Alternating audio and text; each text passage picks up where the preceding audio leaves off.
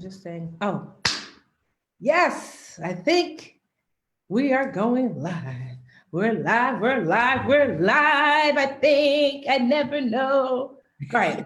Yes, I think we're live. Yes. All right. So you are in here, perfect timing for those of you who are just joining us. Well, we just started, but hey, come into the room, the Dreamcatcher room. I am Tiffany, the Budgetnista, but you should know that because you're here. I'm super excited because I have an extra special guest for you today. But first, let me make sure that I am live. Awesome. Can you hear me? Can you see me? Can y'all hear me? Can you see me? I see Erica. I see Demisha. I see Tammy. Can you hear me? Can you see me? Just let me know really quickly. I'm going to mute myself. Um, yes, just let me know really quickly you can hear and see me so we can get this party started because I'm excited. Before we even start, while I'm waiting to see if you can hear and see me, Whitney, can you let me know? I'm going to introduce Kevin in a moment, but I don't want you guys to miss a second. Oh, you can see and hear me? Awesome. So here's the thing. We've been hearing about the market and crashing and points and the Dow and what do all these things mean? So we've had some of the worst days of the stock market since the Great Recession. And I saw my friend Kevin, who is an expert in the Literature Academy. And well, I'm going to read like his bio as well. I saw he was posting about it. And I was like, duh, let me get Kevin to come talk to the people. Okay. Let me tell you a little something about Kevin. Now, here's the thing. Before we start, I'm going to give you like 2 minutes because I'm going to introduce Kevin. Click that share button, okay? Because if you don't, that means you don't like your friends. Click that share button because Kevin is going to be dropping all kind of knowledge that quite honestly, you know what I mean by we don't typically have access to. And so, don't do your friends a disservice. Like make sure that you click that share button and let folks know that we're talking about. So the stock market crashed, now what? Okay. The stock market crashed, now what? So click that share button because, Kevin's going to be teaching a really great lesson tonight. All right. So let me explain to you, first of all, first and foremost, who we have here. So Kevin is a #1 best-selling author and former financial advisor who has helped hundreds of individuals plan for retirement in addition to managing more than 140 million in assets in his advisory career. By 2017, he was named one of the top most influential financial advisors by none other than Investopedia. Okay, y'all know Investopedia, right? And so Kevin is just dope. And so he's a father, he's a husband, he's dope all around, knowledgeable. And honestly, I asked him to do me this favor by coming on tonight because like I said, I saw that. So this is what Kevin does all day, every day, that he helps to educate people on investing. And I saw on his page, he was kind of going over like what to do now that we're in this like downturn and what should that look like. And I was like, don't waste all that goodness, Kevin. Bring it on over this way. Share it with my people. And he agreed literally, because Kevin, what was that, like 2 days ago? Yeah. Right. And so that was like super dope of him to agree to come on board. And so now here we are. And so Kevin, if you want to introduce yourself a little bit, I'm going to try to host some quick watch parties so people don't lose their mind by not being able to find this. But like I said, if you have not shared it, you must not like your friends. Don't do that to them. Share this video. It's going to be really important for them to hear what Kevin has to share. So yes, please introduce yourself. Yeah, so my name is Kevin. I'm born and raised in Tulsa, Oklahoma. I went to Hampton, so I wore my Hampton shirt today. Somebody brought it up, so made sure to represent today. I started my career as a teacher. So before I became a financial advisor, I knew nothing in terms of investments at all. So I started at zero. I taught math here in Dallas and then became a financial advisor and worked my way up the ranks. Everything that I do, everything that I teach is to help us specifically because 2% of all financial advisors are African-American. That's it. So that means that the majority of us don't have that type of access and don't have people to talk to that understand what it's like to not understand the market. So everything I do starts from, how do you start? How do you begin and like understanding what to do? I will also start off with a warning because I do have a toddler. So if you see me like look off screen or something, it's because he's awake or he's crying or something like that. So fair warning, just in case you see a child run across the screen or anything like that. So, okay, so we're going to start with the basics. And I know you guys are going to have a ton of questions. But first of all, I want you to explain to us, for those people who might be like, just know that we're going to go from the rooter to the tutor. You guys are going to get a chance to answer questions, but I don't want to assume that everybody knows some of the basics. So Kevin, like, what is the stock market? Like, what is that? Yeah, so essentially, companies offer what are called stocks, and that's basically to break up ownership and allow people like me and you to buy into the company. So if you're starting a company and you don't have enough money or you need more, you offer stock. So instead of just starting with your own money, you can have millions and millions of people buy into your company and they get tiny, tiny shares of the stock as ownership. So you raise money, and then as the company grows, so too do those shares grow in that company. So the stock market essentially is all of those companies together in one. So that's what the stock market is made of. It's made of companies who sell shares, and then we have investors, us, who buy and trade those shares back and forth. Okay, so basically, when you own stock, you own a piece of the company, of a Exactly. company. Yep. All right, awesome. So when you hear people say that the stock market is down or lost points or whatever, what does that mean? Yeah, so we have what are called indices, or basically an index, right? And the easy way, because you don't know how 5,000 companies are doing at one time, it's very difficult to do that. So that's why we created what's called an index. There are three indices that are most popular. The first one is the Dow Jones. That's the 30 largest companies. Think of Walmart, Apple, things of that nature. So we call those the Dow Jones. It's just 30 companies. And essentially, those points, it's like a GPA. How well did these companies do today? Were they really good? Those points go up. Were they really bad? Those points go down. Then we move to what's called the S&P 500. So instead of 30 companies is not going to tell us the entire economy, right? That's only 30 of thousands. So we use what's called the S&P 500. That is 500 of the largest companies, and it gives us a better sense of how the market is doing. It has the same amount of points, goes up, goes down, and it gives us an indication of how well the economy is doing as a whole. Okay. That makes sense. Okay. So are you guys getting a little bit more clarity? Some people are just saying, thank you so much for doing this.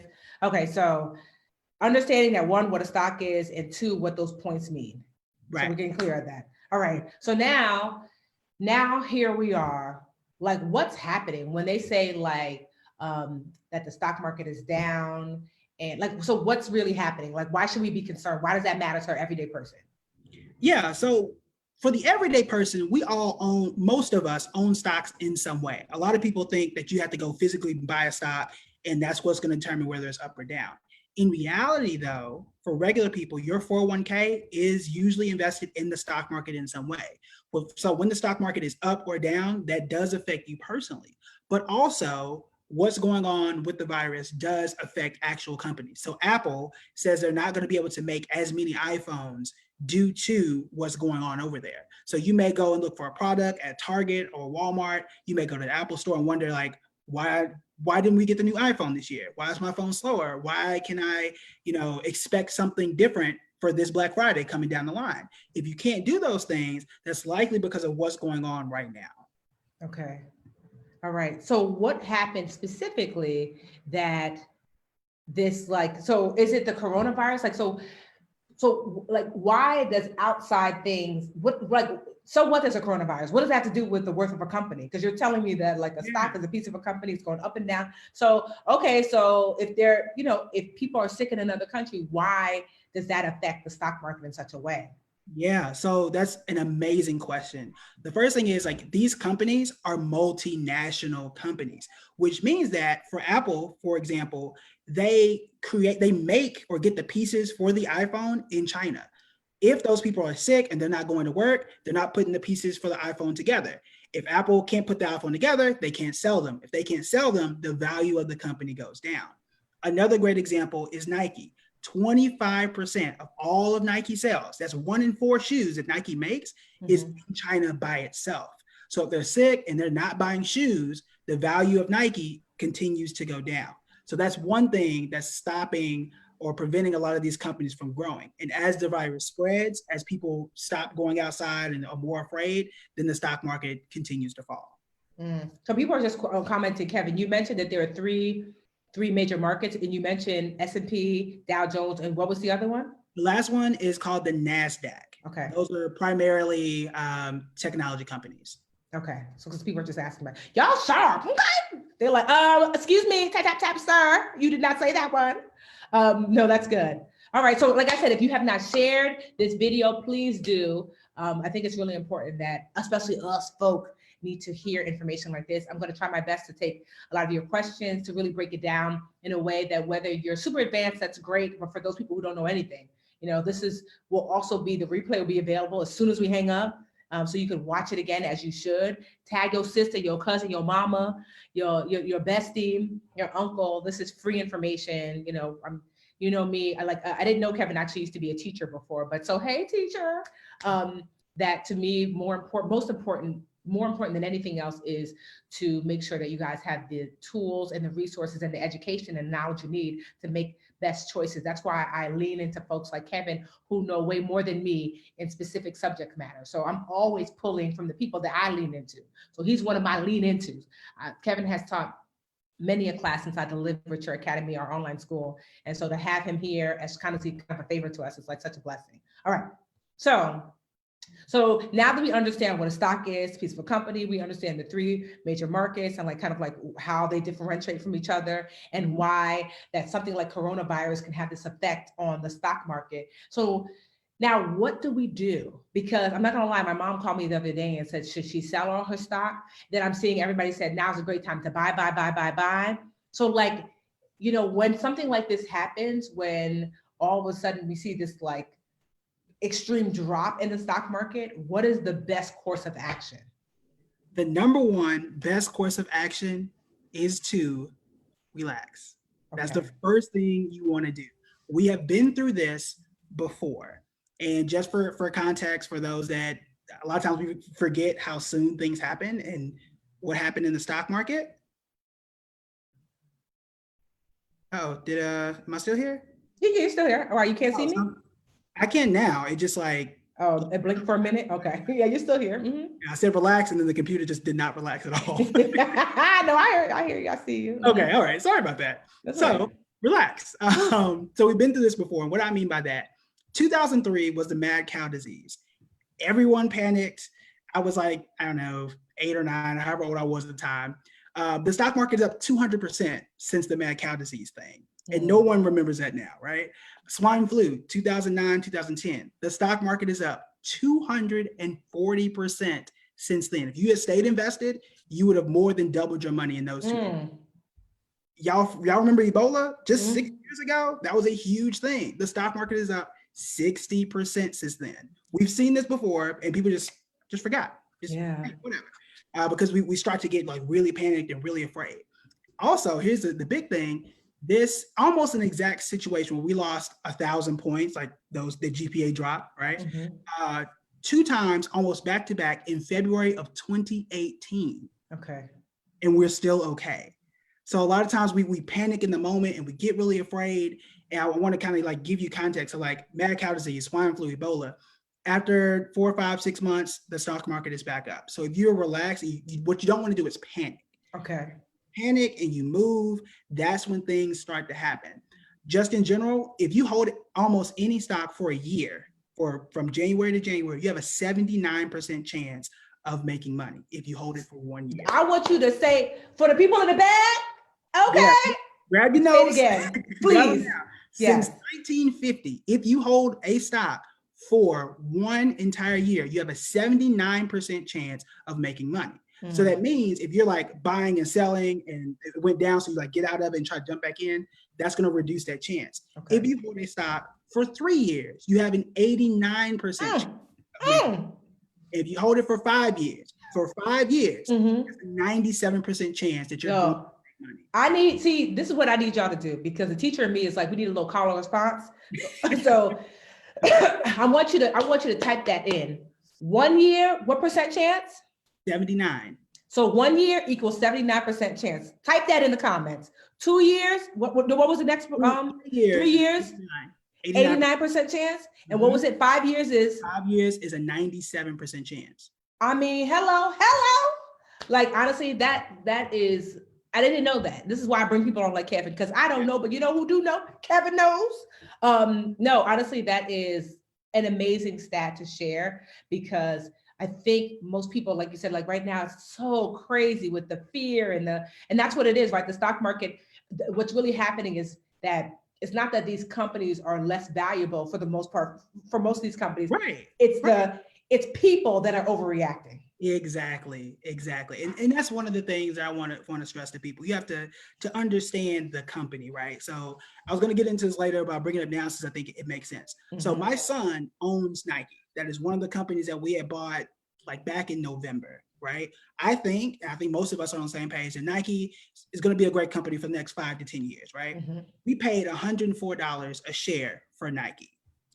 Nike now is like 85. So if I already think the company was good, and I thought it was going to be this great thing down the line, the fact that it's $85 now, and we know or feel based on what we know in the past that this is going to be temporary, why would I be upset at that? I might as well buy at 85, because I'm already going to hold it for 5 years. He's going to have it until he's 18, 19, 20. So it's not going to matter what happens today, because I'm already going to hold for 3, 4, 5, 6 years. Okay. So that's how you want to look at these things. Okay, I love that. Okay, so first, relax, woosah. And I love those stats about kind of like, you don't have to jump around. I do know people trade, that's different. Right. Right. So, but we're talking about like investments, long-term investments. We're talking about retirement, things like that. Okay. Exactly. All right. So then what should we be doing like during this time besides relaxing? Is it like there are people who are like, if I've never invested before, is now a good time to get in? If so, what are some best practices? Yeah. So if you're a first-time investor and you want to invest now, investing now is fine, except that know that we don't know, like I said, it's temporary. I think the coronavirus is temporary, just like Ebola and everything else. That doesn't mean that temporary is short. Yes, that's the first thing. So if you buy a stock today, it can fall tomorrow. It can fall over the next 2, 3, 4 weeks. That I can't tell you when it's going to be over. I can only tell you the longer you hold it, the higher chance you have of winning in the long term. Okay. So know that and expect that. A lot of times we think, especially first-time investors, when I invested in my first stock, I put in 300. I woke up the next morning and think I was going to have like $12,000. Not going to happen. Not going to happen. So know that going into it. But there are 3 questions that I want you to ask yourself before you buy a stock in this particular period. Okay, I'm going to repeat them back to you, because it's Sunday, so we're going to call a response. Okay. Right. Turn to your neighbor. Yeah, turn neighbor, and I want y'all to type it in. Okay. Yeah. So, question 1. So question number 1 for right now, because most of the stocks are down right now. Number 1 is, why is the stock down? Okay, why is the stock down? Type that in. That's what you're going to ask yourself. Go ahead. So the answer to that is going to depend on what company or what you invest in, because it's going to be different. I told you why Nike is down. I told you why Apple is down. Disney is down too, but Disney is not down because of coronavirus. Disney is down because their CEO quit. I saw that. Yeah. So that's a different thing. So that's one thing that you want to ask yourself. Why is the stock down? Some people just invest because the price is low. It doesn't mean the company is good though. So you want to ask yourself, like, why is it down? All right. So that's number 1. Question number 2 is this temporary? So is this temporary? Okay. Right. Type that in. So the stock is down, but is it something that's going to last a long time, or is it something that's gonna pass? So again, Nike and Apple, based on what we know from Ebola and all the other things, it is probably temporary. In a case like Disney, I don't think that CEO is coming back, and I don't know who this new guy is. So I don't know if that's temporary or not. That's something I can't treat all these stocks the same way. Another great example is Target. Holiday sales for Target did not go well. Target has been falling off the map since January, before the coronavirus became what it is right now. So Target is also falling, but it's falling for a different reason. So you're careful of that. So you want to ask, is this temporary? I don't know whether or not Target sales are going to recover or not. I have no idea. These are things you want to you can't just go in and say, hey, it's low, let me get it. You want to ask yourself this question, like, is this temporary? Why is the stock down, or why is it up? Third question. All right. Third question, especially for right now, if the virus were cured tomorrow, what would happen? if the virus were cured tomorrow, what would happen? Now, so this, you're not going to ask this of yourself always, but Right. so let's just say, what would be the third question if it wasn't about the coronavirus? If the incident were okay. Let's just say everything's normal. Okay. It's just a regular day. So you still want to ask yourself, why is the stock up or down? Mm-hmm. You want to ask yourself whether or not this trend or whatever it is temporary. Mm-hmm. Last question I would say is this company growing? So okay. Over the last 5 years, is it growing? Is it okay? So is this company growing? It's a better overall question. Exactly. So that would, you would swap that out once this thing is over, so you can continuously use that. So that would be 3A, if you will. Okay. Right. No, this is great. So somebody asked, how am I supposed to know why the stock is down? You just mentioned Disney. I saw, quite honestly, on your page that's why y'all need to be following Kevin. So let's do a little plug. So Kevin has a company, Building Bread, right? So we'll building 10 years old in September. Is it 10 years old? In September. Okay, yes. So buildingbread.com is Kevin's website. And I asked him, I was like, Kevin, like, because I follow, I don't remember how long I've been on his email list, but I'm on his email list. And this is why I was getting some of this information, why I reached out to him. So I asked him, what is your email list like link so we can keep in touch? Because when things like this happen, like literally Kevin will say, yo, check your email, y'all.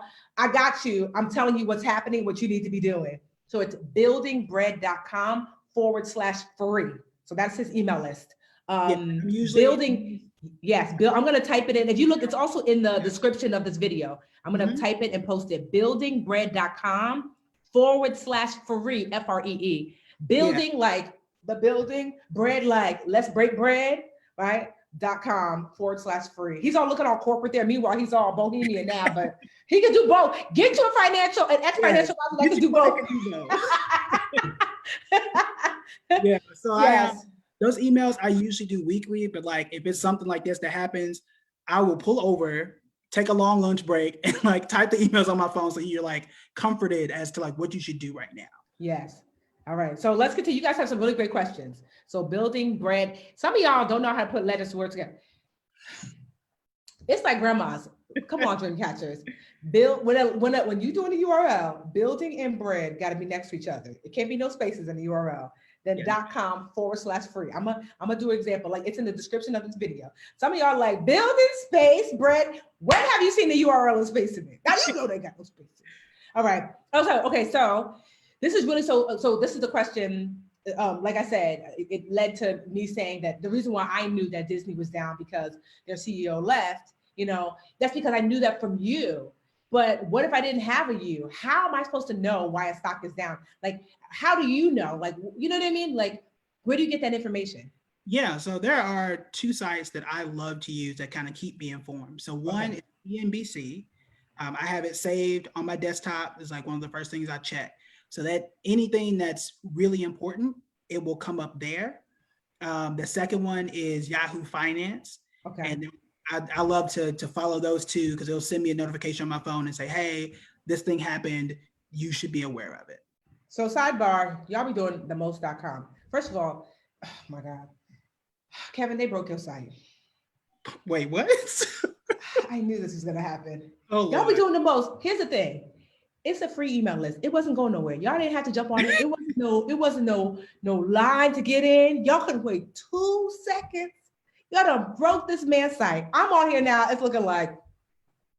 So, yes, we just give his site some time to breathe. Literally, I promise you, this is just Kevin's email list. I was just sharing it so that way, because I know you guys have questions sometimes.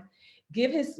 I don't know if you got people on the main line, Kevin, but we gonna get it back up again. Give it a moment. Like honestly, his email list is not going anywhere. It's just a resource that I said I wanted to share because this is what helps me. But y'all done broke his site. Someone said, I think we broke it. Y'all always breaking somebody's site. Always breaking. He said, yes, we did have to jump on. No, you didn't, Cindy. Y'all could have given it a moment. A moment. Literally, his site was not going. It's an email list, y'all. It don't expire. Fine, 10 minutes. Right. It don't expire. So give it a moment. It's probably honestly too many of you guys on it. Just give it a moment. It's so it's CNBC. You said your favorite, and Yahoo Finance. Yep. And so they help you with like knowing like, okay, these are what companies are doing, and here are the trends that we're seeing. And it's kind of, they kind of give you a sneak peek. And is the language like kind of layman's terms? I think CNBC is a lot better with Okay. that. So that's like where you can really ease into it. Very easy language. So I prefer, when it comes to ease and just understand like what's going on, CNBC is very, very, very good. Okay. Yahoo Finance, I talk about it in my email list, so that's, you can get used to it. It's not too hard, but it's just a little bit more difficult. Yeah. So someone said keep refreshing, but you don't even have to do all that. Just get that side of moment. It works eventually. Someone said you can't put us on for nothing. I'm like, I know, but I love that you guys are really eager about learning about investing. So I'm not even mad at y'all, but just give his site a little, because we don't want to break it. Just give it like 2 minutes. All right. Yeah, because it popped up here. So like, okay, just give it a moment. Woosah, literally, because sometimes, here's the thing. There are some times when I have things where my expert comes on, and honestly, they're like, look, I only have space for 100 people. It's not one of them things. It's not one of them things. Kevin got space for all y'all. It's an email list. Yeah. It's unlimited. Yeah. All right. So now we're understanding, what a stock is, what the stock market is, what those points mean, why we're currently down. What does that mean? Questions we should ask ourselves before jumping into the market. Okay, so let's ask. You're welcome for repeating the site. So what if you are someone? Well, can you explain the difference between investing and trading? Because I know there are people who are trading and there are people who are investing. Please explain that difference. Yeah, so there's a difference again between investing and trading. Investing is more of the long term. You're buying something, you're holding on to it.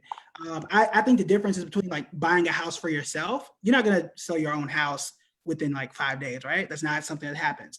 But if you're flipping a house, you're going to buy it and get out within a month. So that's the difference between the two. Buying a house for you is investing.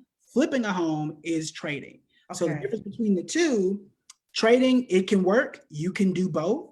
But one is a little more risky, and one requires you to be a lot more active. Okay. Whereas investing, I can sit back and let it grow and not be worried about it, just like you are in your own home. Okay. All right. So trading, because we have our friend Tila does trading, and she teaches trading. So that's like when you're going in and out, but you really have to be studying it, because it's not about buying and holding. Right. That's long-term investing. So, and I like that. So trading is like flipping a house. You're there to get your money and get out. Yeah. Investing, you're there to purchase the house, to live in it, and for you to see the increase over time. Right. And a good example of this, so like when you buy your home that you know you're going to live in, your kids are going to grow up in, what are you concerned about? You're looking at the neighborhood, what grocery stores are close. You're thinking about what the school districts, like these are all the things you're thinking about. Just like those questions I asked you, what is the CEO doing? Like, why are you concerned about that? That's how investing works. If you're flipping a house, you don't care what grocery store is there. You're not going to own it long enough to care. So I like that. When you're trading, completely different. You probably don't care what the CEO is, because you're going to hold it for a week, 2 weeks, and you're out of there. So the philosophies are different. They both can work. It just depends on what type of personality you are and how you want to manage your money. Can't you tell he's a teacher, y'all? I love talking to teachers, boy. Someone said great analogy. First of all, I just love our people, because they over here like great analogy. Yes. Look, you know how it is. I was on the fly. That ain't something I wrote down. So no, that's awesome. So Michelle asked a question, which is a really good question. Yeah. She said, when it comes to our 401ks, is it the same as relax? Remember you told us earlier? Because people are seeing their 401ks drop dramatically. Should I pull out and save my money while I can? It is the same, but there's one asterisk. If you're someone who is retiring within the next 5 years or so, 5 years or less, you want to be very careful. So that's that segment of people is different. If you're not within that, still relax. You do not, especially if you're talking about your retirement accounts, your 401ks at work, you do not want to pull out and try to jump back and forth. And here's the big reason why. And a lot of people, unless you're in the industry, don't always tell you this, or you're not aware. When you pull out of when you sell out of your investments to your 401k, it is not instant. You get the next day's price. So you think, let's say you wake up at like 9 or 10 and you say, oh, stock market is out. Let me like put everything in cash. Nah, it's not going to happen to the end of the day. So whatever money you were going to lose, you're going to lose that anyway. It's not going to happen to the day after. When the stock market goes up and you wake up and say, oh, let me put it back in my 401k. Nah, it's not going to happen. It's going to happen the next day. That's how those retirement accounts work. So those are delayed. So just leave it alone. Continue Okay. doing what you're doing. If you're putting in 10%, keep putting in 10%. You put in 15, keep putting in 15. Just stay consistent there. Okay. So question, what if you're already, because my mama called me, was like, Mhm. should I put all my money out? She's already in retirement. What about someone who's already in retirement and they're seeing this loss happen? That's different. Now, if you're Okay. already in retirement, your investment philosophy should be different. Okay. You take what's called, I call it, it's an investment personality test. The official term is risk tolerance questionnaire. Mm-hmm. And that tells you how you should be investing. So we have what are called stocks and we have bonds. Mm-hmm. Bonds are safer investments. Usually when stocks go up, bonds are kind of down, and then vice versa. When stocks go down, bonds do really, really well. Mm-hmm. The closer you get to retirement or the longer you're in retirement, you should have more bonds than you have stocks. So because your personality at that point is you can't afford to lose money, right? So you want to make sure that when you take that questionnaire, that your investments match what that personality test tells you how you should be investing. So what you're saying right now is that if, like my dad is in his 70s, he should be mostly in bonds anyway. So he shouldn't be seeing this like crash because he should already be, Kevin, you just on today. Okay. No, I love this. This is honestly really awesome. Okay. Ask your questions, y'all. We got somebody we got Kevin on the main line. Okay. Let's see. I'm just looking like what some other questions. This is great, honestly, Kevin. Just thank you so much for doing this. Like I'm trying to take as many questions as possible. Who's making all that noise? Not the. I know. Should we start to invest as newbies or keep saving in savings or under the mattress? Oh, China doll. Yes. So that depends. So the first thing you want to do is always have your emergency savings covered. So if you don't have your emergency savings, get that first, and then you can start investing after that. When it comes to whether or not you should invest now or not, the first thing is you want to understand what's going on and what you're doing. So I'm not going to tell you just jump out there and just do stuff. So check out the other classes that I've done, check out the things that Tila done, rewatch this video so you can really understand the market first. And when you feel comfortable, that's when you should jump in. Okay. So what are some tools that we can use? So if I'm looking to invest, like people are asking, do I use Acorns? Do I use Robinhood? Do I use, what's a great place or a bunch of tools that I can use that you suggest that if I do want to start investing? Yeah, so it all depends on what you're doing. So the number one best tool, if it's available to you, is your 401k, whatever retirement plan you have at work. And the reason is sometimes they offer you a match. That's free money that no one else out there is going to offer you free money. So there's that. You can invest the most money there. So that's another thing that you want to be concerned with. So if you have that, go there. If you don't have that or you want to use something different, my favorites, I do enjoy Acorns. That helps you to invest the change. So it gives you a little taste of how investing works. I'm a big fan of Fidelity because a lot of their things are very simple. And the key thing here is it allows you to buy fractional shares. Okay. So remember when I said you buy a company, you get a share, right?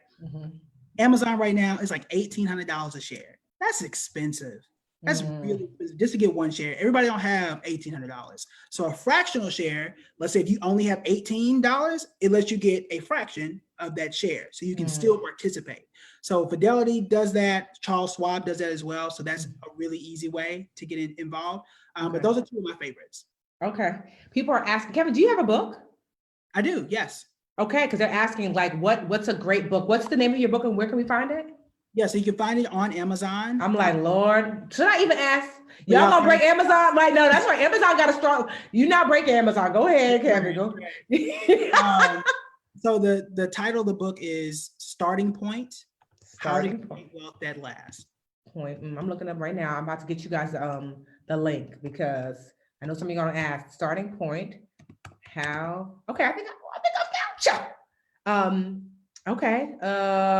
Kevin, Starting Point. Let me make sure this is you. So no, this is great. So in this book, where I don't see it. Starting Point. I'm gonna find it. I'm gonna give y'all the link. Starting Point: How to Create Wealth That Lasts. So some people are, so we're getting two opposing questions. What if I'm 21 and I'm just starting. And what if like I'm 55 and I'm just starting? What does that look like? How does that look different for someone really young just starting to invest and someone a little bit older starting to invest? Like what are some suggestions you can make for those two extremes? Yeah, so that's where that personality test comes in handy. Where do we take that person? So sorry to cut you off, but where can I find that test? You can type in risk tolerance questionnaire, and Okay. it'll pop up. I don't know if my site is alive or not. I know. It's on your site, the risk tolerance Yeah, questionnaire. you go to buildingbread.com/risk, RISK. It'll forward you to one that Vanguard does. Okay. Okay, awesome. So let's answer that question. So Yeah, a beginner 21, beginner 55. yeah. So what you invest in can be the same, but again, that allocation, that mix, if you will, is going to be different between the stocks and the bonds. So for example, if you're 21, 80% of your money can be in stocks. That's going to help you out. It's going to help you to grow and protect your money. The person that's 55, you may only have 50% in stocks and 50% in bonds. Okay. So it's really what you invest in that's going to be what you invest in, but it's really about that mix as what's going to help you to grow your money and protect your money. Okay. Okay. So the basically the closer you are to, because as you explained earlier, stocks are a little bit riskier. It's higher risk but higher reward. Right. And bonds are a little bit more conservative, but yes, less earning, potential earning. Right. Well, one way that I describe it in my classes are stocks are the pedals and bonds are the brakes. So when you're young, analogy. So when you're young, you go as fast as you want because you got 10, 20, 30 years ahead of you so what if it drops? You know it's going to come back by the time you need it. But when you're in your 50s, 60s, and 70s, you need more brakes because you can afford to fall off the bike now, right? When you're 5 or 6 or 2 years old, my son, he falls, he gets up, he's fine. I fall, I'm hurting for like 2 weeks. Yeah. So you got to be a lot more careful. The closer you get to retirement, the further you are in retirement. Okay. And I'm posting the link for those of you watching. I'm going to go back and I'm posting the link in the comments for Kevin's book. I found it online, so you don't have to be looking. But I'm also going to go back and put it in the description of this video. So whenever you watch a replay, whatever, the description of the video is Kevin's link to his email list. And also I'm putting his link to the book. That way you know for sure this is Kevin. I see you with your 5-star reviews, Kevin. Okay. Hey. But I love that bonds are the brakes, stocks are the pedals. That's an excellent analogy. I'm looking at some of your questions. Let me see. I'm just looking, like, ask your questions now. We have something amazing. Anything, Kevin, that you want to share with us while I look at people's questions? Let me see. Some people sent me some questions on Instagram. I'm going to take a look. Yeah, I do have one thing while you're pulling up those. So okay. Another question that I've heard, people email me questions or on Twitter, on Instagram, is should you, like you brought up earlier, should you pull your money out? Should you wait for the bottom, right? Or wait till stocks just come back up? So that's very, very, very, very, very, very, very difficult to do. The reason why is you're probably not going to be able to react fast enough. So here's some things you might want to write down and some stats that you may want to know. So anytime you check the stock market on any random day or every day, you have a 50% chance of looking at it and it's going to be down because it can only be up or down, right? Mm-hmm. When you check it just once a year, that drops to 25%. So if I picked on any random day, just once a year, there's 25% chance that I would have chose a day to look at it when it's down. Mm-hmm. And then when I choose it longer than that, so like once every 6 months or something like that, and it drops even further. But here's the thing you want to know. Since 1999, 6 out of the 10 best days in the stock market happened within just 2 weeks of the worst 10 days. Since 1999. So that means if you miss 10 days of the market, let's say you pulled out, right? Stock market went down, you pulled out, you just waited until it went up. First off, at what point are you going to get back in? After 2 days? After 10 days? After a month? Like, you don't know what's going to happen the next day. So it's hard to say, like, when's the right time to get back in. Mm-hmm. That's what makes it very difficult. But if you miss 10 days, 10 of the best days in the stock market, you're going to lose 3.5% because you missed the 10 best days. Wow. We don't know why this happens, but we have data going back to 1999. Mm-hmm. 6 out of 10 best days happen for whatever reason within 2 weeks of the 10 worst days. It's almost like a pendulum swing, right? So it's Yeah, like where it's almost like then something swings all the way to the left. You ever swing something and then it's like goes ding and then slowly but surely settles someplace in the middle. So right. yeah, okay, well that's good to You have know. to be able to predict or time it to like get in and get out at the right time. Mm-hmm. I don't know if y'all remember the whole Brexit thing that was happening with England. They went to Yes. the EU. This exact thing happened. The stock market dropped significantly, and then like 5 or 6 days later, it hit an all-time high. And it was like, what happened? So if you pulled out, you would have missed that because you weren't going to know when that day was going to come. Okay. You jumped in after the fact and then missed it. Good to know. This is good stuff. Candace asked, what resource, I think you kind of answered this, what resource do you recommend to read to hear about new IPOs? Well, first, can you explain what's an IPO? And is there any resource that besides Yahoo Finance or CNBC that you're So those are still two of the best for that one, especially CNBC. They do amazing coverage on IPOs. An IPO is an initial public offering. That is the first time that regular investors like me and you can invest in a company. That's just, so when you start a company like me or like you, like we don't offer stocks right now because we're private. It's just us owning it. But if I get big enough and want to go public and offer stocks to people, that's what an IPO is. So it's the first time that regular people can go on the stock market and buy a share of that company. Okay. So initial public offering, the first time that you're like, here. Okay, awesome. And I'll correct that. I see, it seems I linked the wrong Kevin in the some other Kevin is getting all this work. Politician. I know he's like, how many people are following me? That ain't Kevin. I'm gonna fix it later. I can't do that while I'm live. So I'm trying to think what else. Someone asked a really good question. Someone said 403B, which I'm assuming 401k, 403B, or IRA. But you kind of answered that. Yeah, so the 401k, 403b, they are essentially the same thing. One's for like, if I work at a private company, one's if I work in schools or government. One thing, you don't have to choose between the two. So you don't get yourself psyched up like I gotta pick this one, I gotta pick that one. So that's number one. Number two is you can still put in more money, I think up to 19,000 and then 24,000, don't quote me on the numbers, after age 50. You can only put in about 6,500 or so. So, if you're going to invest more, you want to put it as much as possible. You want to go towards the 401k, 403b if you have to pick just one. But you can do both. Nothing wrong with having both. So a question about this too, which is a very good question. This was the question. Someone said, okay, I see you talking about we have to have like a stocks versus bonds. And basically, I know the rule of thumb is you take bonds in your age. My dad is 75, he should be 75% bonds, 25% stocks, right? That's like kind of like the rule of thumb. Now, right? So now stocks, do you mean like I should be like 25% in individual stocks? Like how should I, like what does that look like as far as purchasing stocks? Like, is that what's best to purchase like individual companies? Or someone asked me like, what's a mutual fund? What about that? Yeah, so that depends on who you are as an investor and what you're most comfortable with. The lazy way is to get a mutual fund.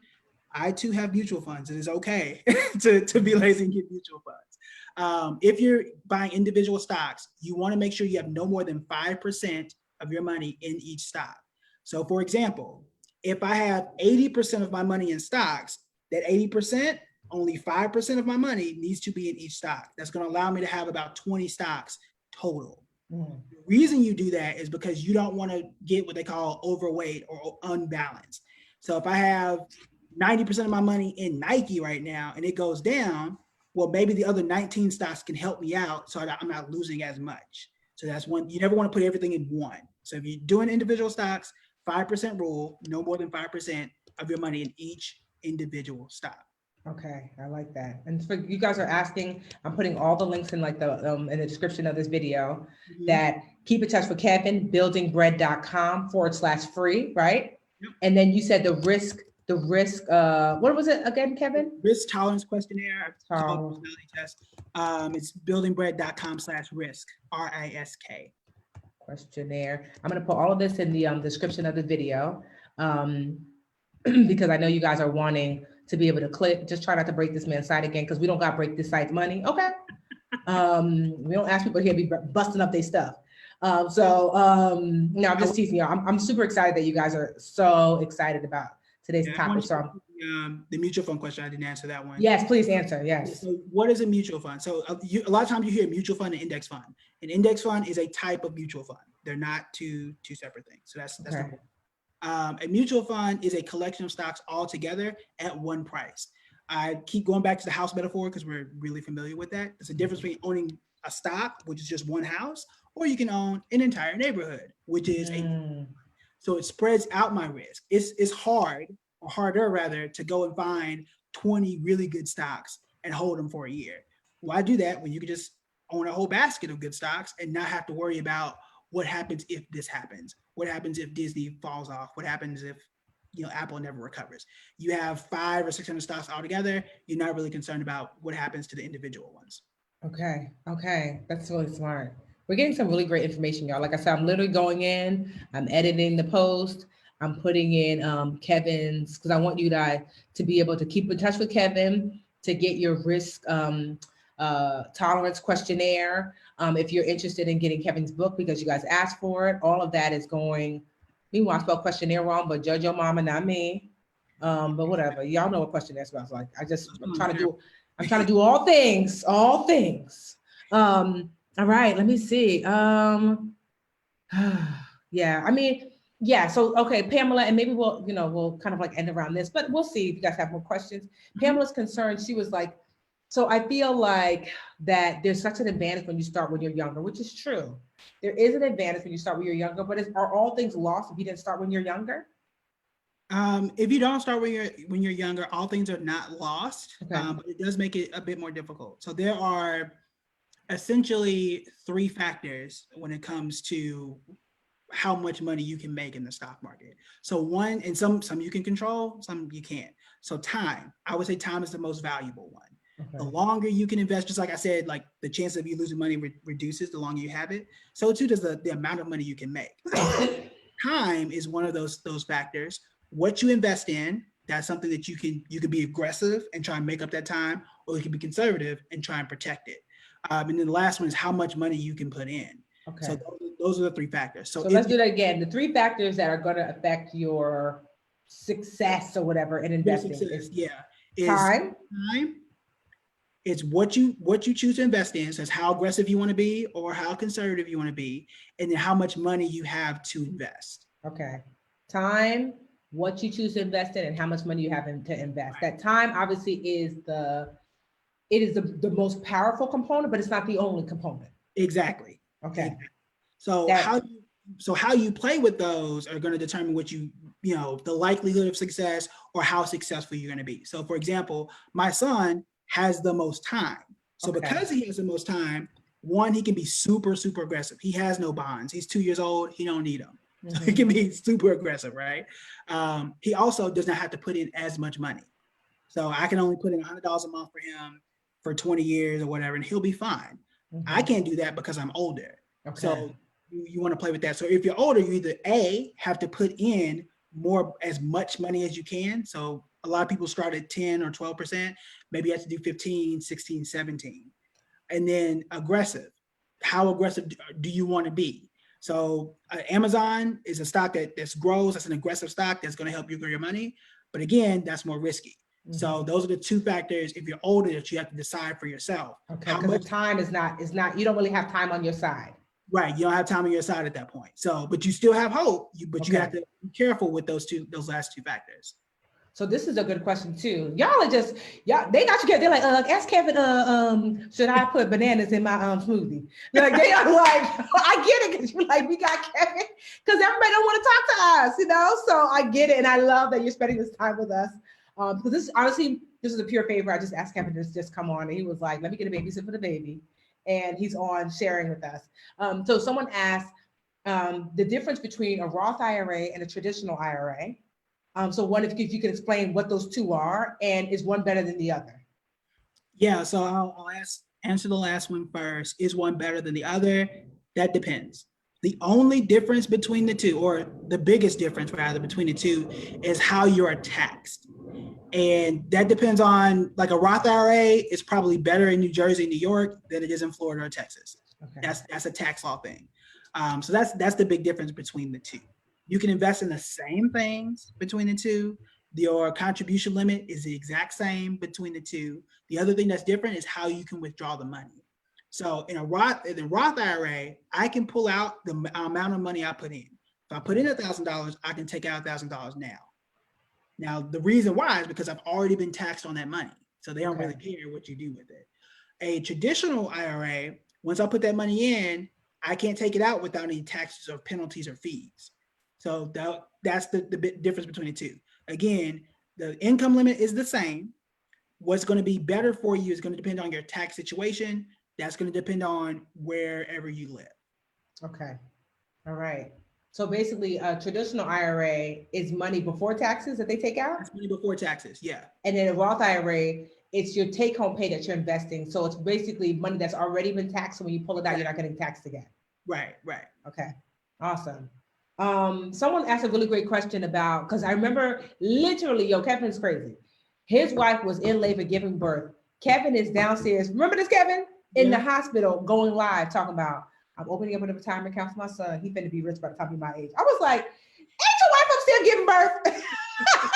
But like, and I loved it. And so someone, Phillips asked, how do you invest stocks for your child? Or really, how do you start investing for your child? Like how, so Cub is too, he is adorable. How are you investing for Cub? How can we do the same? Yeah, so you have options. There is, thanks to you, because you had actually like shared the video and brought this up. So I created a free resource for it. Of course you did. Oh Lord, here we go. Now, Here we go. I'm like, oh, here we go. Okay, so I'm like, Lord have mercy. Okay, what's your freebie, Kevin? All right, so it is buildingbread.com/2000. Okay, building, and what is that?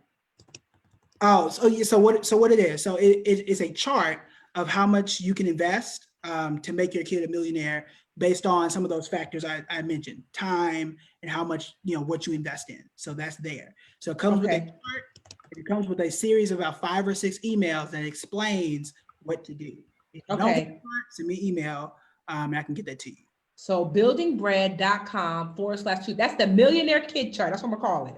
Yep. Now you're gonna make me add. You couldn't have. I don't know why I didn't ask you ahead of time. I should have asked you to give me these things. I could have had them in the. I'm literally updating all of the descriptions of the video. So you're watching the replay, should already be in there. So it's buildingbread.com/2000, and this is the Millionaire Kid Chart.